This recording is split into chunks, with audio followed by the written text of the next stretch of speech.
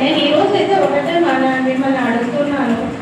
మనం రాజ్యాంగాన్ని ఇచ్చింది అంబేద్కర్ గారు అయితే ఆ రాజ్యాంగాన్ని మీరు ఎందుకు దుర్వినియోగం చేస్తున్నారు? మీ హక్కులను మీరు అడగడం తప్ప.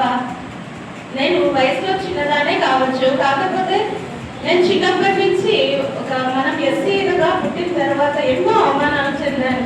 దానివల్ల నేను ఫైట్ చేయాలని ఏదో ఒక మంచి మార్గం మనం ఎంచుకొని మన మాలలందరూ ఒక స్థాయిలో ఉండాలనేసి నేను మా సుదర్శన్ మామ అవుతారు ఆ సాయి గారిని అడిగినప్పుడు నువ్వు కూడా నన్ను చాలా అభిమానంతో నన్ను ఇన్వైట్ చేసినందుకు మరొకసారి మా గురువు గారికి వందనాలు చెల్లించుకుంటున్నాను.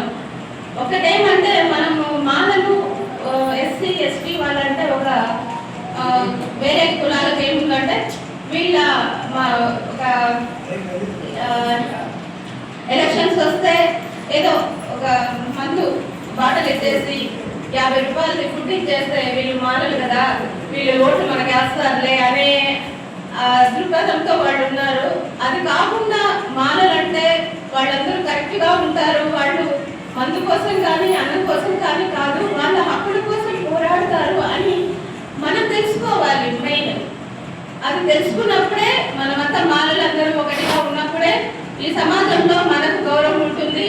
అలాగే మనం ఈరోజు అంబేద్కర్ గారిని గుర్తు చేసుకోవాలి. ఎందుకంటే ఆయన ఒక పాట వేశాడు, ఆ పాటలో మనం వెళ్తూ ఉన్నాం. కానీ కొంతమంది ఏం చేస్తున్నారు, ఎందుకులే మనకు మన ఇంట్లో మనం ఉంటే చాలు కదా, మన ఊర్లో మనం బాగుంటే చాలు కదా, వేరే ఊర్లలో రాష్ట్రాల్లో ఏమైతే ఏముంది, రాష్ట్రం పైన వేరే పిల్లలకి ఏదైనా జరిగితే ఎస్టీ పిల్లలకు జరిగితే మనదేముంది, మన ఇంట్లో మనం చక్కదిద్దుకుంటే ఒక సేఫ్టీగా ఉంటే చాలే అనుకుంటారు. అది తప్పు కదా.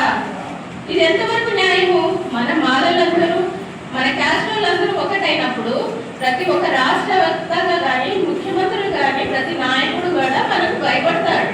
ఓ వీళ్ళందరూ చాలా పట్టుదలగా ఉన్నారు, వీళ్ళ హక్కుల కోసం మీరు ప్రయత్నిస్తున్నారు కాబట్టి వాళ్ళకి మనం సపోర్ట్ చేయాలి అని మన వాళ్ళు రాష్ట్ర వ్యాప్తంగా మనల్ని చూసి వాళ్ళు భయపడేటట్టు మనం ఉండాలన్నమాట.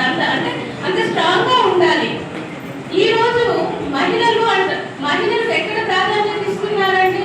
ఎంతసేపు మగవాళ్ళే దేనికైనా కూడా మహిళని ముందుకు రానివ్వట్లేదు. కొంచెము నాయకులు కూడా గుర్తించి మహిళలకు ఒక ప్రాధాన్యత ఇచ్చినప్పుడు మహిళలు దేనికైనా పోరాడతారు. ఇప్పుడు మన పెద్దసారి చెప్పారు కదా, మహిళల్ని ఒక చెంపదెబ్బ కొడితే రాష్ట్రం అంతా ఊగిపోతుంది, మగవాళ్ళని తగ్గినా కూడా ఎవరు పట్టించుకోరు అని. అలాంటప్పుడు మహిళలకు ఎందుకు అంత చిన్న చూపులు ఇస్తున్నారని నేను అడుగుతున్నాను. అదే కాకుండా ఈరోజు మనము వెళ్ళిపోతాం, కానీ మన పిల్లలు ఎంత సఫర్ అవుతారనేది మనం ఆలోచించాలి.